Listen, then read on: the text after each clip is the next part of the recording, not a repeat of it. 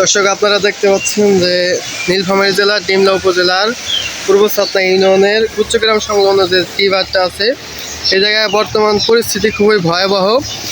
গত বছর এই জায়গায় জিও ব্যাগ এবং জিও টেস্টার ব্যাগ ফেলানো হয়েছিল, সেগুলো ভেঙে নদী গর্ভে চলে যায়।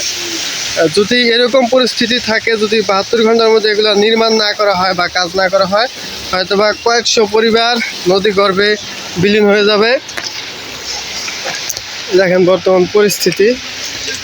আসসালামু আলাইকুম, আমি মোহাম্মদ হামিদুল ইসলাম, পূর্ব সাতনাই 5 নম্বর ওয়ার্ডের বাসিন্দা।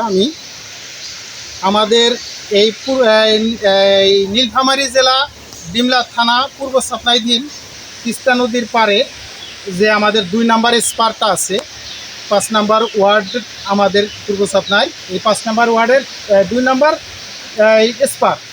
এই স্পারটা গতবার নদীতে ক্ষতিগ্রস্ত হয়েছিল। তা গতবার আবার ওইটা পানি উন্নয়ন বোর্ড কিছু বালুর বস্তা ফেলছিল এখানে প্রায় 1000 ফিটের মতো। সেটা সম্পূর্ণই এইবার পানিয়ে ওটা নদী গর্ভে চলে গেছে।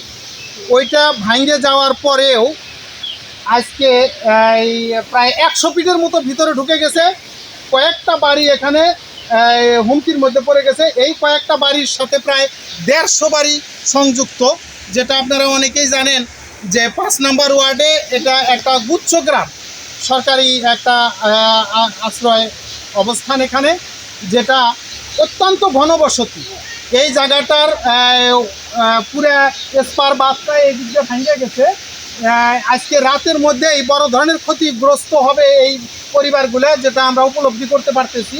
কারণ গত কয়েকদিনের চেয়ে আজকে পানিটা ব্যাপক হারে এখানে লাগছে, যেটা মানুষ খুব আতঙ্কে আছে। দেখেন অনেকেই দাঁড়িয়ে নদীর অবস্থানটা দেখতেছে, যেটা অত্যন্ত বেদনাদায়ক। তাই আমি কর্তৃপক্ষকে জানানোর জন্য এই অবস্থানটা তুলে ধরতেছি। আমি বিশেষ করে পানি উন্নয়ন বোর্ড এক্সিএন স্যার এবং এমপি মহোদয়, পিওনো স্যার, সকলের দৃষ্টি আকর্ষণ করছি, অনুরোধ করতেছি আমাদের এলাকাটা পরিদর্শন করুন, তাড়াতাড়ি এই বাঁধ রক্ষার একটা ব্যবস্থা করুন। এই বাঁধ যদি 3 দিনের মধ্যে রক্ষা না করা হয়, আমার মনে হয় এই 150 পরিবার নদী গর্ভে চলে যাবে।